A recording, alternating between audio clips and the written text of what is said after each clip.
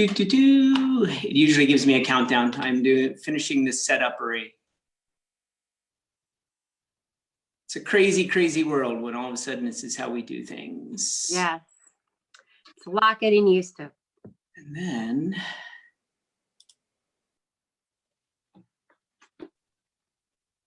share, copy link.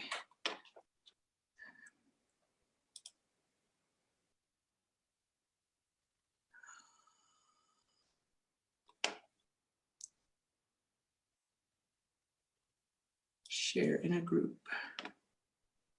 So if I share in Veitengruber law,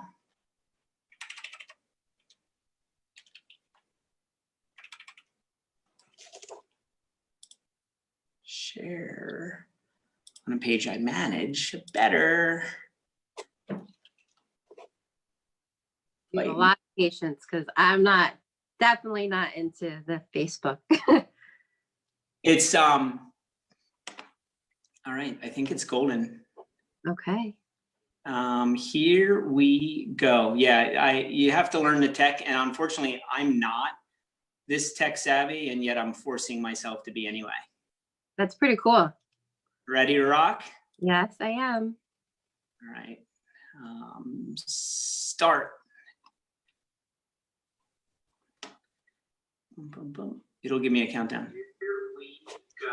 Yeah, you have to learn the tech, and unfortunately. There it is. There's us talking in the background, and now it's live. Hey guys, George Veitengruber from Veitengruber Law coming at you with Denise Maldonado from Northeast Physical Therapy.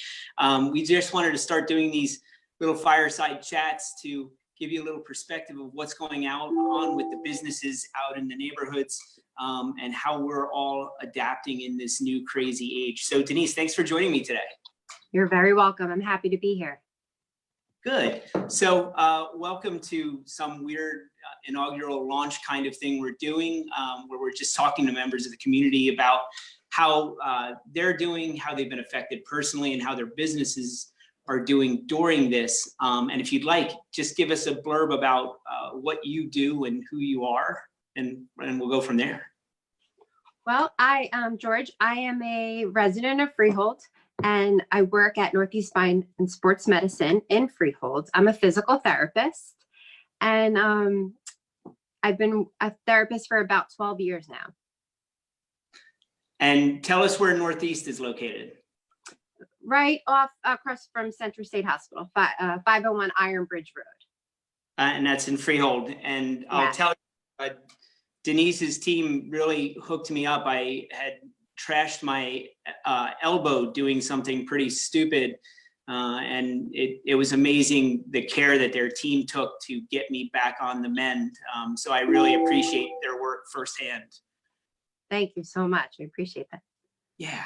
So this whole pandemic has created a lot of changes for all of us and how we have to move forward and what we're doing in order to keep our businesses running. And when you and I talked the first time before we jumped to do this call, you were in the process of transitioning with your team. Tell us a little bit about that. So we were, learning a lot about how we were going to, maintain our precautions and make sure everybody was taken care of. We did end up closing for about 2 weeks, and now we have reopened the offices. So it is definitely an adjustment and a lot getting used to, but we try to educate everyone on how to maintain the stress levels as well as the healthiest lifestyle. One of the things that all of us are trying to deal with is these new office conditions. Some of us are hiding in our closets to avoid our kids and the whole concept of first grade math and homeschooling. And then we're trying to conduct business and do calls on this new technology at the same time. And I thought you would be a great person to have on just so you can kind of talk about how we have to adapt ourselves and deal with these different conditions than we would in our normal offices. Yes, it's very important. I feel that we should try not to change our schedule as much as everyone has been in terms of even starting with sleep. making sure that you're maintaining your 8 hours of sleep. And when you wake up in the morning, you're finding that one spot in your house where that you can have your space, your personal workspace, and you're not reaching and leaning over everyone and trying to intermingle family life, school, as well as your work in one small setting. That could be catastrophic for some people. So you're saying sitting on my kid's beanbag chair is not the best way to try to conduct a business meeting? Absolutely. Absolutely. What would be some exercises or stretches or things you think we should be doing that we're probably neglecting because we haven't quite wrapped our head around this is not just a short-term thing at this moment? So I think it's important to first see what is your day going to consist of, and how many hours do you need to attend in a quiet area where you're able to access all of the things that you need in order to make your job a success. For example, if you need 3 computers, what position are you sitting in, and making sure that you're able to have the room to rotate and not be cramped up in one position. I think that's really important to first look at your environment and set up your one small space as best as possible, trying to have that upright posture. Because if you're sitting for even more than 30 minutes with that slumped position, or you're struggling to even see the computer and you're leaning your head forward, you're going to end up having a lot of neck and mid-back pain. With that, you're not going to have the same concentration, and you definitely will not have the same motivation. So you'll notice your tolerance to even sit at the computer is going to be less and less, which affects the overall work. I have found that this really, really crappy 30-year-old chair with no cushioning is absolutely been the worst thing for my butt, my back. I feel like I've done nothing but debilitate myself as I sit in this chair much longer than I thought I would, especially at the office where we would normally be able to get up and walk around. What do we do about that besides the obvious of order another damn chair right now? So I actually had a patient, ask me about, they had to do their work on their couch. So if that is where you have to do your work, it's really important that you're not sitting all the way at the back of the couch, because the seat depth is actually too long. So I recommended that you scoot a little closer to the edge where your feet are flat on the floor. As you're shifting forward and you're working, you're going to be weight bearing through your legs. But to support the back, you need to pile up those pillows so it reaches the back of the couch. You'll notice that you're able to maintain that 90-degree position, and you'll have a lot less pain at the end of the day. I also find the other thing I'm doing is either slouching or leaning in like this. So same thing, we're putting a lot of stress right on the lower part of our back, right? Yes. So with that, I also say that you could put the pillows higher up so that you're trying to almost contact your mid back with the edge of the pillow. And it should be a cue for you, because as you move forward, the pillow should fall. So it's a good feedback tool to maintain that position. Sometimes you might feel like it gets worse at first, but if you leave yourself little parts of the day where you're going to make a conscious effort to maintain that posture, you'll notice that your tolerance time increases. That's actually a super good tip. And I say the word actually, which is horrible. What I mean is that's a really good tip. Thank you. So what about simple things to get up, stretch, move? What can you recommend to people in order to fix that monotony? So I would say about every 30 minutes, if possible, even if, like right now, George, I see there's the wall right behind you. You stood up against the wall and just try to, this will be great, just try to contact the back of your head, your shoulder blades, your lower back, the back of your knees, as well as your heels. So now I noticed you had to take that step back. And this is called a posture break. You're going to stay here for about a minute to 2 minutes without knocking down or breaking anything. And your posture break is super important because you're also going to incorporate your breathing. So for those 2 minutes while you're leaning against the wall, letting the wall hold you up instead of you holding yourself up. And you're going to take a deep breath in. And as you take a deep breath in, you're going to let your belly come out and rise. And then you're going to exhale. And you're going to notice at first that your diaphragm almost feels restricted, as if your stomach will not be allowed to extend or distend. You wanted to try not to hold in your abs at this time. You're going to let your stomach come out as you take a deep breath in. And then as you exhale, you'll let your stomach collapse. This is very relaxing, and it's a great way to knock all the stress out of your body that accumulates throughout the day. A lot of times I tell patients you can also do this lying on the ground if it is possible. The posture break lying down is sometimes more favorable.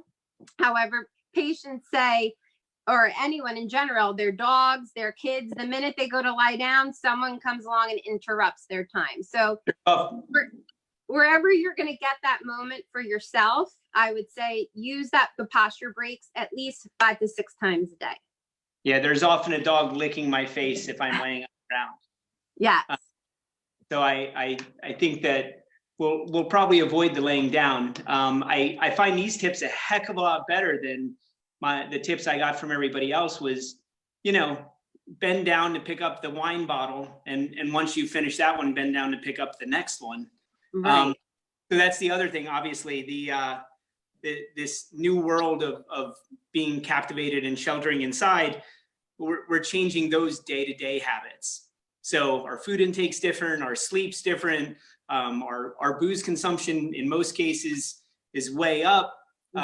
What can you tell the audience in order to remind them to try their best in these crazy times? So I do ask everyone to try not to eat while they're doing their work. Try to keep everything separate. You'll notice that you will snack less and you will eat, pick better choices for, your food if you're not working at the same time. Even as kids are doing their schoolwork or you're helping them with their schoolwork, it's important to keep everything separate. You'll notice that your day is a lot more organized and you're going to have more energy. A lot of times you want to attend to one task. And I noticed that even if everybody took the break and everybody helped cook, you would be a lot more efficient than trying to cook while everyone else is trying to do something else, as well as doing your own work. So the diet is really important. Some people like 5 meals a day. Some people only do 2 meals a day. Whichever it was, it should continue to be in order to be as effective as you are. But one thing that I really wanted to talk about was the hydration. And this is not necessarily a time for everybody to change their diet. As your day is different and you have increased stress, you're going to notice that some people are eating less and they're drinking less fluids. And right now it's so important that everyone is drinking enough water, because if you become dehydrated, it's going to affect your immune system. And even, once you are dehydrated, you're not going to sleep as well. We have to, make sure that we're maintaining our proper nutrition in order for the rest of our day to be successful. The other thing that I've noticed personally was with that sleep creep is my normal before my pre-COVID bedtime was roughly midnight, and sometimes skewing towards 12:30. And I looked at my Fitbit the other day in horror as I realized that I'm now back to college times and it's 2 o'clock in the morning and I'm still up for absolutely no reason whatsoever. And last night I finally made it in bed by midnight again, which seemed like a weird accomplishment, but nonetheless, I woke up this morning finally getting more than 6 hours of sleep. So how about that as a point? No, I mean, that's great. That was definitely needed. And I noticed that kids especially are going to start realizing. At first it was like, this is fun. I'm going to go to bed really, really late and, wake up really, really late. They're going to need that old structure. So trying to get back to your 6 to 8 hours is so important instead of napping during the day. And that's a big mistake that everyone, a lot of people are making, where they think that it's going to be better for them. So restful sleep is really important within your time frame at night. Not trying to catch up so many times during the day with naps, because you'll notice that, you'll be a lot more restless during the night. It's a very good point. So shifting to the other part of this, how are you doing? Well, I'm actually doing very well. I feel that I'm trying to practice what I preach. I had a few days, especially the rainy days, where you don't want to get dressed and you're going to sit, you'll sit in your PJs and watching a bunch of movies. And I had a great time doing that, spending some time with my mom. However, getting right back into the program, I focused more on in the morning doing more mobility work. I feel like we all wake up and we're like, oh, is this real? Is this really happening? And we all have that half an hour to an hour of slight panic. And working on our breath work as well as mobility has really helped me get back on track. And I make the list of all the tasks that I want to accomplish by the end of the day. And it's very helpful, especially also making sure that I'm getting in the same amount of water that I need and my protein, because when you're not making sure your diet is up to par, you won't be able to maintain the muscle mass that we normally would have throughout the day, living the way we were prior.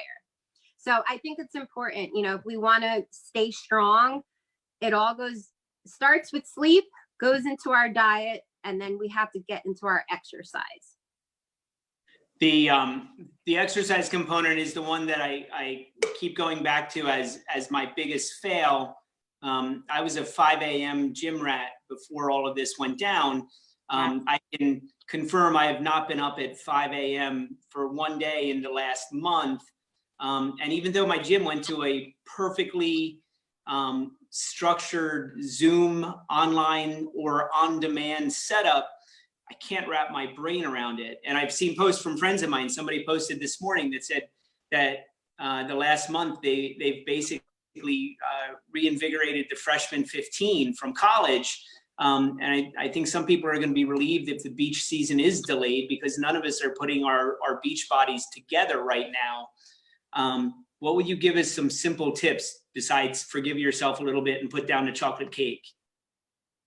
Absolutely. Well, first, of course, forgive yourself and give yourself that time to veg out. But it's very important, even if you say, okay, and I know on Instagram right now, there's workouts everywhere. YouTube, you can find a workout in any part of the world right now. But picking the 5 exercises, that you can do on the floor, or you even do standing up. For example, squatting and work, making sure you're doing lunges and heel raises, just to get them, blood flowing and your muscles are, getting warmed up. It's important to find 5. And if you do 5 a day, 5 in the morning, you're more likely to start adding each day more exercises and have that motivation, because when you exercise, you're going to release more hormones and have more circulation. You're going to have more energy. And that's our goal, maintaining our energy. And I try to, and I say this to my mother all the time, physical activity and exercise are 2 different things. So going food shopping, although is very exhausting right now, takes me about 3 hours. It is very exhausting. That's just physical activity. It's not the requirements that you need to get from exercise. So I try to tell everybody, find your 5 exercises, increase your heart rate, make sure that, you can hold a conversation, but you're getting winded. It's very important to get the oxygen, an increase. And again, I guess that endorphin rush, it's also helping us later on with our concept of sleeping better. losing that exercise is just pulling one of the pegs of our balance of staying healthy during all of this crap. Absolutely. It's a circle, you know, and it's the full pie. And I try to tell everyone, you know, make sure even in the beginning of your week, say, what's my goal for the week? And walking outside is so important. And one thing I wanted to say is I do see a lot of people with them using their, you know, they have their mask because they need to. Using the mask is also totally different breathing pattern when you're exercising. So some people might say, I can't go walk outside or I can't exercise because the mask, I can't breathe. So, you know, I advise when people are having, you know, trouble, you know, exercising or walking outside, try to do indoor walking as well. And I know sometimes it seems like, oh, I'm not going to stand there and walk. However, even if you take a short area in your house or in your backyard and you use that as, you know, you set the timer and say, okay, for 30 minutes, I'm just going to keep moving. There's your exercise. And it might seem at first a little childish, but you're going to see a change and you're going to feel better.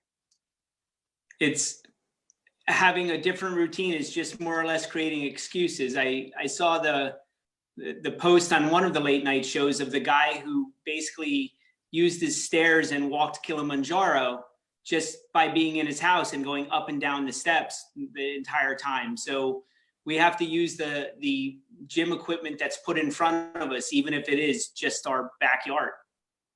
I mean, we have to be very resourceful, and we can when we get a little creative.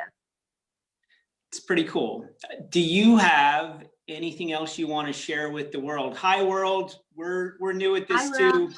I haven't seen many posts or questions. If you guys have questions, by all means, chime in there. We'll give a minute or two. But otherwise, do you have anything you'd like to tell people that are out there that are, for some reason, listening to us right now? One important thing, I feel that everyone says, you know, I'm going to do this when I have more time. And now we have the time. We have the time. And if anyone knows what's the most important thing, health is wealth. And we have to start by working on our own immune systems and our bodies. And it's important to learn about breath work and breathing, the proper breathing. A lot of us tend to say, okay, I'm going to work on it, but they don't realize the importance of starting your day. And I'm just going to give this as an example. And I talked about the diaphragmatic breathing.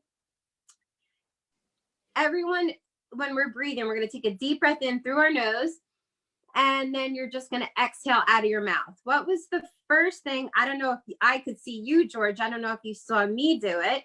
The first thing we did when we took a deep breath in, we tried to, I noticed you brought your arms and shoulders up a little bit. We are upper chest breathers. Yeah. So we need to work on being breathers from our diaphragm.